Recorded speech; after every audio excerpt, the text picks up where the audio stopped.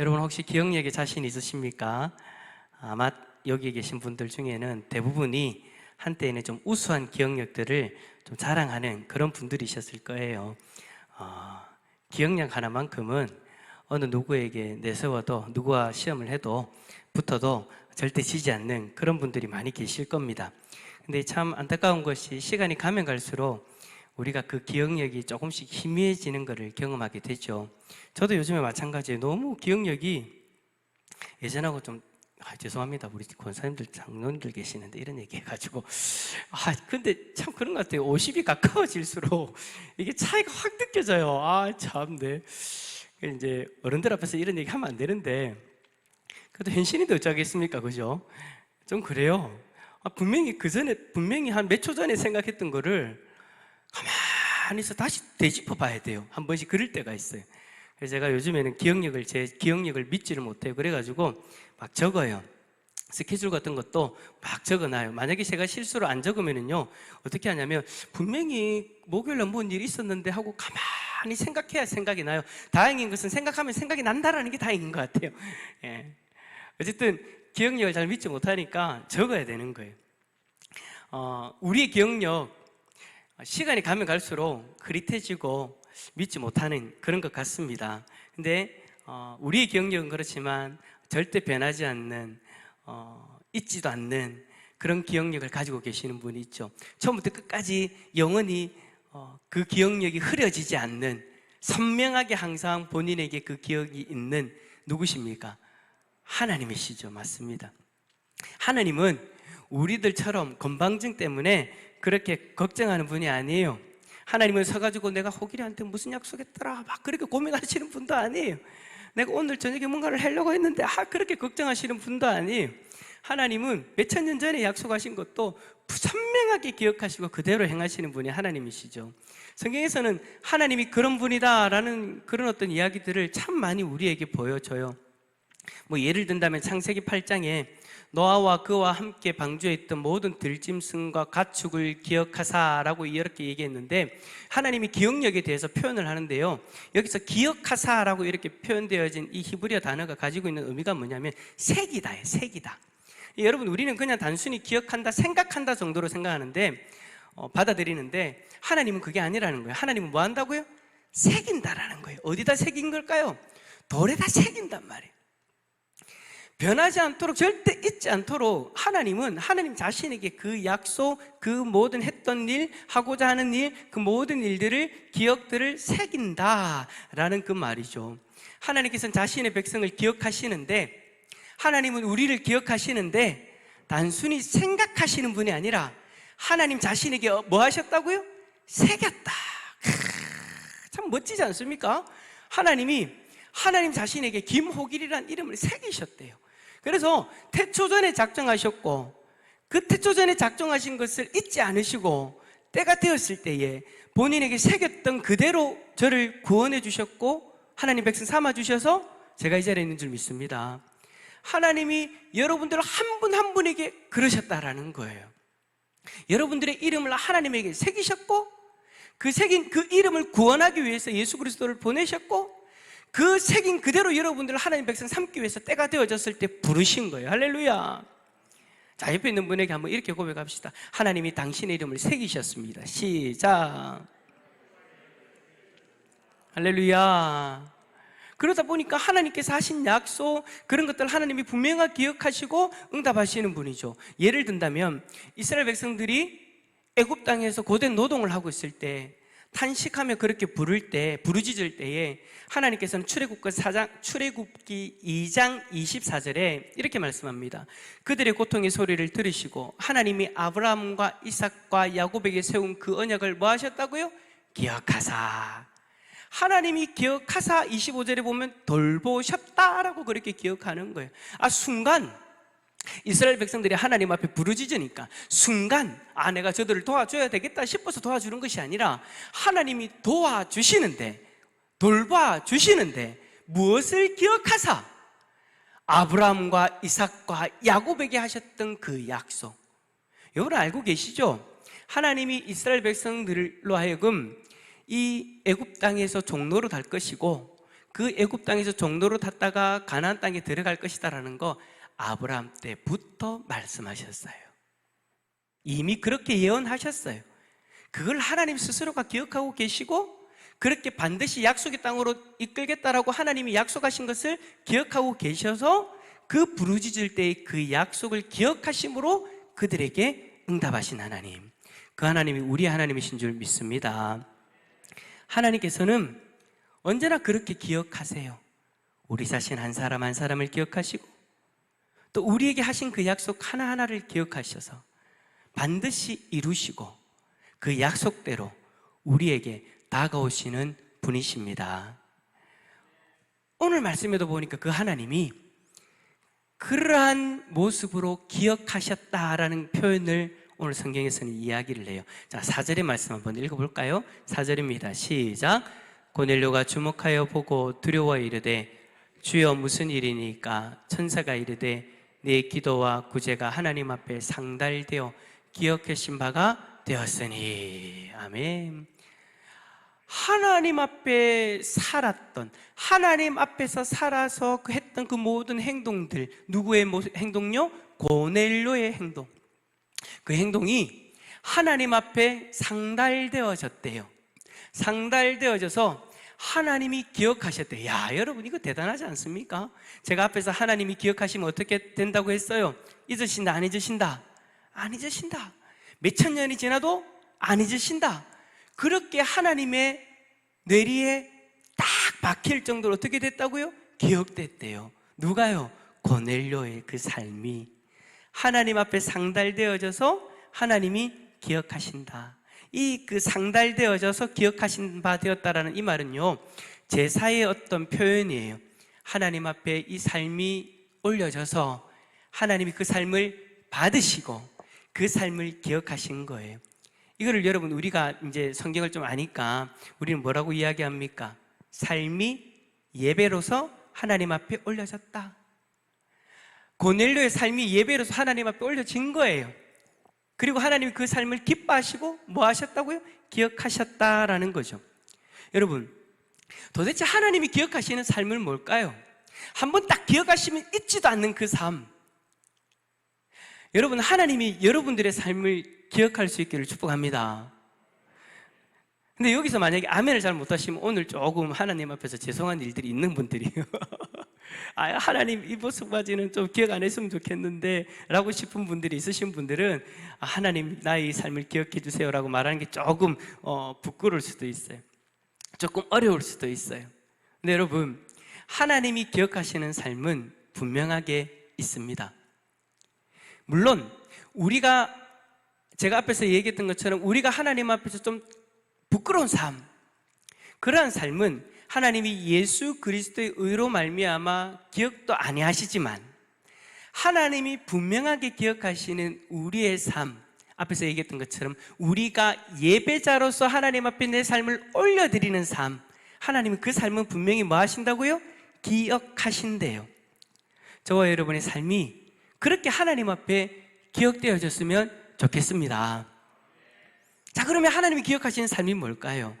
어떠한 삶을 살았기에 고넬료의 삶을 하나님이 기억하셨다라고 그렇게 이야기하시고 그 기억하심으로 인하여서 고넬료의 가정이 그렇게 복을 받는 걸까요? 먼저 고넬료가 어떤 사람인지 한번 살펴봅시다. 고넬료는요, 경건한 믿음의 가장이었어요. 뭐였다고요? 믿음의 가장. 아버지. 아버지예요, 아버지. 한 가정의 가장. 아버지. 근데 그 아버지가 어떤 아버지다? 믿음의 가정인, 믿음의 가장, 믿음의 아버지. 근데 그냥 믿음이 아니에요. 경건한 믿음의 아버지. 자, 2절 말씀 한번 읽어봅시다. 2절입니다. 시작. 그가 경건하여 하나님을 경외하며. 아멘.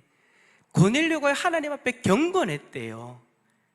자, 여러분, 고넬료가 어떤 사람이냐면 이방인입니다. 근데 유대인이 아닌 이방인인데 그가 하나님을 섬기는 사람이었어요. 그는 우리가 잘 아는 것처럼 직업이 뭐였어요? 백부장이었어요. 가이사라에 주둔하고 있는 이탈리아 부대라는 군대의 백부장. 여러분, 백부장은요, 귀족들하고는 좀 다르게 일반 병사였다가 정말 열심히 노력하면 올라갈 수 있는 자리였습니다.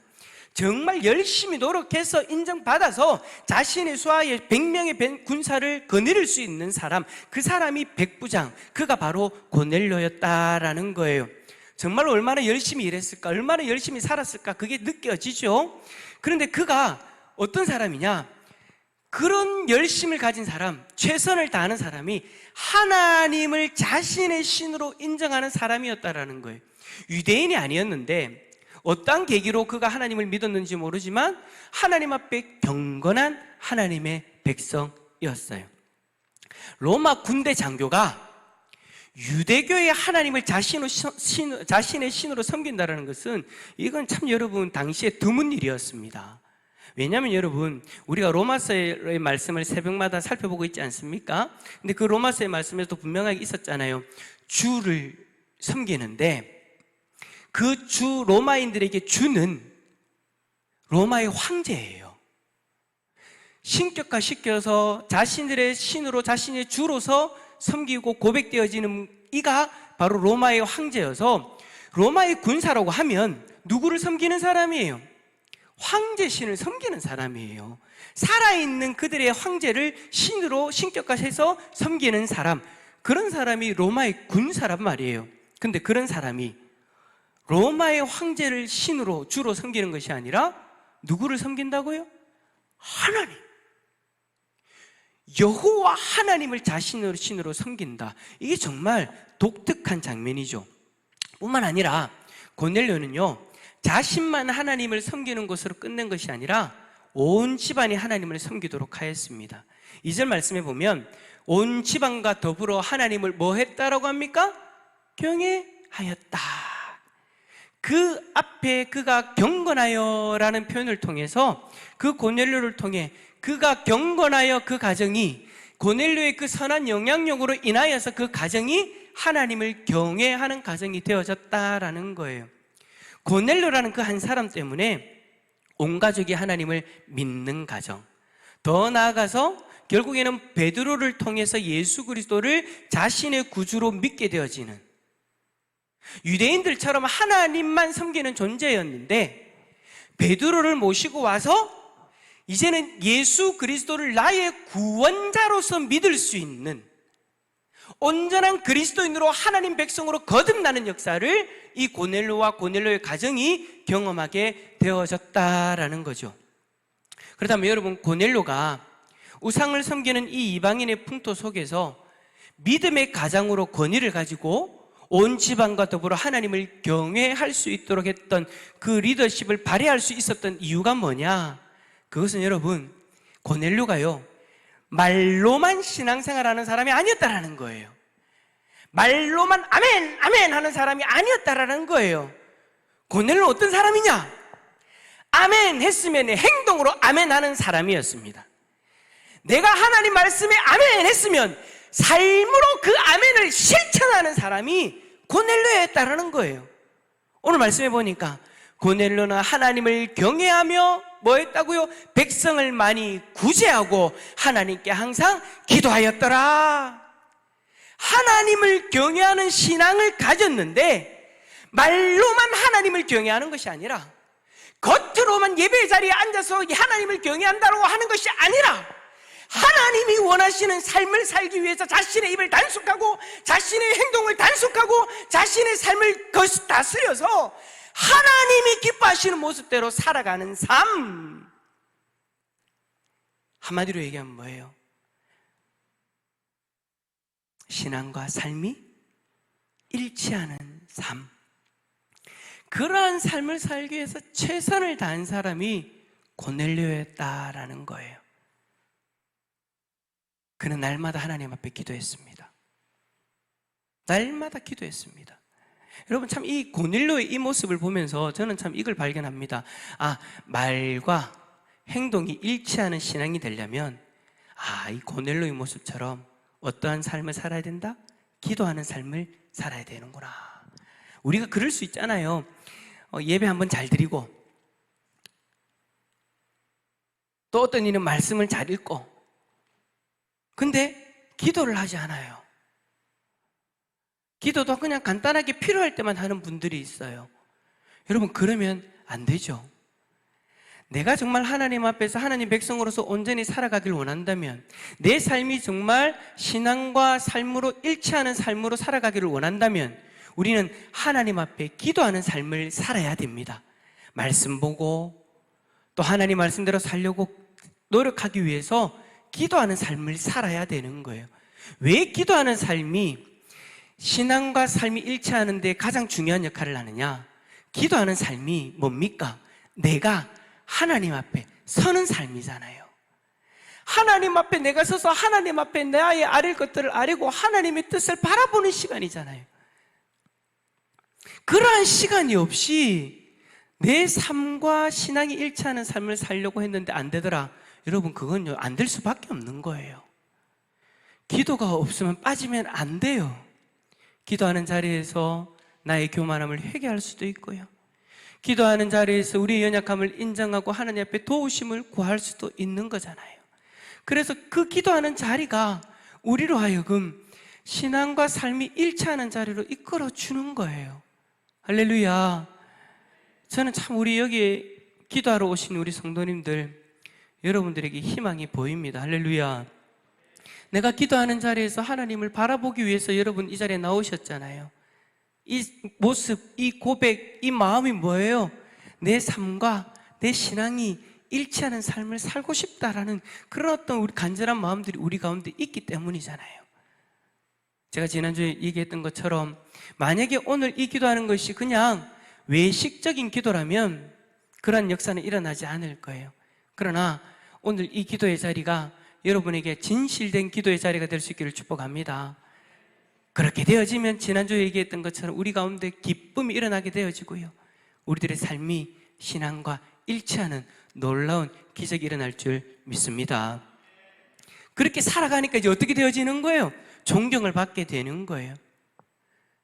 가족들로부터 존경받고, 집안 사람들, 종들, 하인들, 그 모든 사람들로부터, 그가 거느리고 있는 모든 사람들로부터 인정받게 되어지는 거예요. 그러니까 그 백부장 자리까지 올라갈 수 있었던 거죠. 항상 기도의 자리에 있으니까, 기도의 자리에서 하나님 앞에서 자신의 모습을 돌아보니까 교만한 마음이 사탄이 막 죽어주고 넘어뜨리려고 해도 이길 수 있는 거예요. 깨어 기도하라고 했던 그 예수님의 말씀처럼 기도하는 자리에 있으니까 깨어서 그 모든 시험들을 이겨낼 수 있었던 거죠. 사단은 여러분 계속해서 우리를 유혹할 거예요.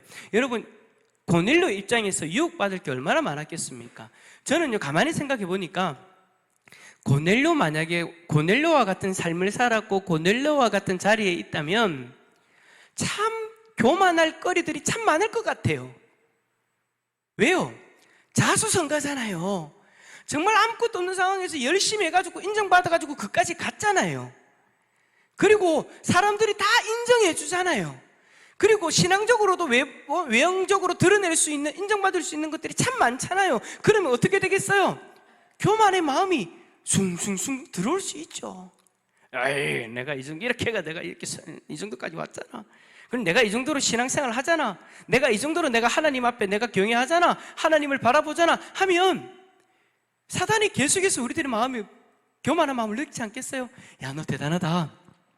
그러면 너 그런 모습 드러내도 돼. 에이, 네가 그런 모습을 드러내야 옆에 있는 사람들도 자극받고 네가 그런 모습을 보고 사람들이 보고 그런 모습들을 본받을 수도 있잖아. 그러니까 더 드러내, 더 드러내, 더 드러내. 고넬료에게 사단이 그런 시험을 주지 않았겠습니까? 그런데 참 놀라운 것은 고넬료는 쓰러지지 않아요. 만약에 쓰러졌다면 하나님이 그 삶을 받으셨겠어요? 만약에 고넬료가 교만한 자의 삶이었다면 그 삶이, 교만한 자의 삶이 하나님 앞에 상달되었을까요? 안 되죠. 하나님은 속지 않아요. 겉으로 이웃을 잘 섬긴 것에 포장되어져서 교만함이 감추어져 가지고 하나님 앞에 올려지면 하나님이 그거 속으신다고? 아니요, 안 속아요. 하나님은 정확하게 있게 뚫어보십니다. 그 섬김 속에 들어있는 교만함, 하나님은 정확하게 있게 뚫어보시고 그거 안 받으세요. 근데 오늘 성경은 뭐라고 얘기해요? 하나님이 그 섬김을 받았더라. 상달되어져서 기억되기까지 하였더라. 사랑하는 성도 여러분, 고넬료처럼 우리에게 다가오는 그 교만함의 시험들을 잘 이겨내어가지고 하나님 앞에 상달되어지고 기억되어지는 복된 하나님의 백성들의 삶이 되어질 수 있기를 축복합니다. 축복합니다. 여러분, 오늘 말씀에 고넬료가 천사를 만나게 된 것도 여러분 기도의 자리였다는 거 여러분 꼭 잊지 마십시오. 그 기도의 자리에서 철저하게 하나님을 경외하는 삶을 살았다는 거 여러분 꼭 잊지 마십시오. 고넬료는요, 하나님만 두려워하고 하나님만 섬기는 사람이었어요. 하나님을 두려워할 줄 아는 사람이었어요. 요즘에 여러분 신앙생활 하시는 분들 중에 그런 분들이 참 많은 것 같아요. 하나님을 두려워하지 않는 사람. 참 그런 분들을 제가 한 번씩 만나면 제가 참 마음이 아픕니다. 하나님을 두려워하지 않아요. 사람은 두려워하는데 하나님을 두려워하지 않아요. 요즘에 또 어떤 분들이냐면 나는 사람도 무섭지 않습니다라고 이야기하는 분들이 있어요. 교회는 나와서 함께 예배를 드리는데 사람도 무서워하지 않고 하나님도 무서워하지 않는 사람. 자, 옆에 있는 분 바라보면서 그렇게 얘기합시다. 당신은 그러지 마세요. 예, 우리는 그러지 않았으면 좋겠어요. 사람은 무서워하지 않아도 돼요. 어떤 사람들은 그런 얘기하는데 나는 세상에 다 무서운 것 하나도 없는데 사람은 무섭더라. 제가 솔직히 입버릇처럼 참 그런 얘기를 많이 해요. 우리 교육자들 앞에서도 그런 얘기를 많이 해요. 무서운 거 없는데, 귀신도 이제는 나이가 들어가 무섭지도 않은데 사람은 무섭더라라고 얘기했는데 회개합니다. 이제는 사람이 아니라 하나님만 무서워해야 되겠습니다. 그러나 하나님만 무서워하는 것으로 끝나면 안 되죠. 무서워하면서 동시에 하나님을 사랑하고 하나님을 온전히 예배할 수 있는 삶. 그 삶이 어떤 삶이에요? 경외하는 삶. 결국에는 이러한 고넬료의 모습들이 앞에서 제가 얘기했던 이 모든 모습들로 인해서 그 가족들이 함께 신앙이 바뀌어지고 그와 함께하고 있는 모든 이들이 바뀌어지는 거죠. 이거는 여러분 복종이 아니에요. 아버지가 그렇게 하니까 그러는 게 아니에요. 고넬료의 삶이 가족들의 그 모든 신앙, 그 모든 행동들을 바꾸는 자리로까지 나아갈 수 있도록 그렇게 쓰임받은 것이죠. 우리의 삶이 그렇게 되어질 수 있기를 축복합니다.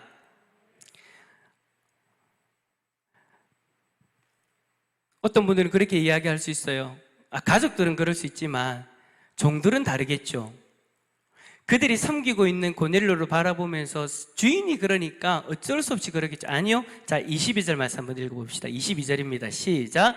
그들이 대답하되 백부장 고넬료는 의인이요 하나님을 경외하는 사람이라 유대 온 족속이 칭찬하더니 그가 거룩한 천사의 지시를 받아 당신을 그 집으로 청하여 말을 들으려 하느니라 한대. 아멘. 베드로를 찾아간 이들이 누구입니까? 고넬료가 보낸 자신의 종들이잖아요. 그 종들이 가가지고 베드로에게 그렇게 이야기를 하는 거예요. 칭찬하는 거예요. 이 말 속에서 고넬료를 어떻게 생각하는가? 이것이 그냥 주인이기 때문에 어쩔 수 없이 복종하는 거가 아니라 그의 삶을 인정하는 거예요. 주위에 있는 모든 사람들이 인정하는 거예요. 가족들뿐만 아니라 하인들과 병사들까지. 이 삶은 다른 것이 아니라 신앙과 삶이 일치했기 때문에, 기도의 자리에서 넘어지지 아니하고 일치하는 삶을 살았기 때문에 그렇게 존경받게 되었던 거예요. 이 존경받는 모습이 저와 여러분의 모습이 되어질 수 있기를 축복합니다. 하지만 오늘 본문에서 여러분 가장 중요하게 생각하는 것은 사람들의 존경, 사람들의 인정이 아니죠. 오늘 본문에서 더 강조하고 있는 것이 뭐냐? 그 삶이 하나님 앞에 기억되어진다라는 것. 이게 제일 중요한 거예요. 어떠한 사람들은 사람들 앞에만 인정받는 것을 중요하게 여기는데 여러분 그게 중요한 건 아니에요. 고넬료도 여러분 이걸 중요하게 여겨서 살았던 사람이 아니에요. 뭘 중요하게 여겨요? 하나님 앞에서의 자신의 삶, 하나님 앞에 상달되어지고 하나님이 기억하시는 거 제일 중요하게 여겼어요. 그걸 중요하게 여기고 그렇게 살았더니 이 사람들이 인정하는 삶은 어떻게 되어지는 거예요? 자연적으로 따라오는 거예요. 사람들이 인정하는 것은 여러분 자연스럽게 따라오는 거예요. 하나님을 제대로 섬기면은요 사람들이 인정할 수밖에 없습니다.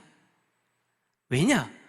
우리가 아무리 성경을 읽어봐도 하나님을 제대로 섬기는 사람이 사람들한테 손가락질 받을 수가 없어요. 딱 하나 손가락 받을 거.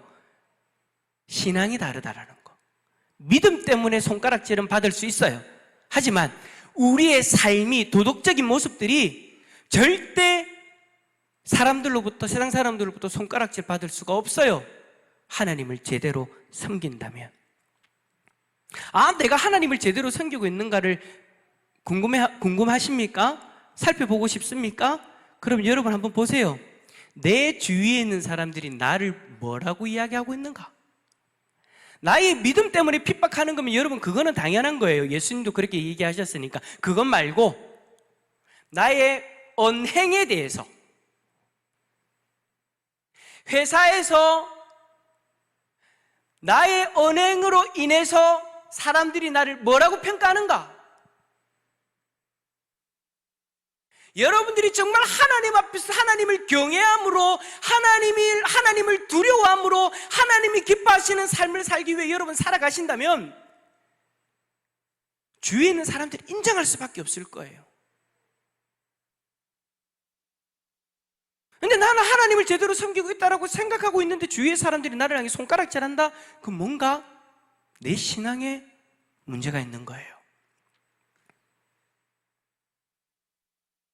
예를 들면 나는 하나님 뜻대로 살아갑니다 라고 말로 입술로는 이야기하고 고백했지만 내 삶의 행동은 그러지 않을 경우가 있다라는 거예요.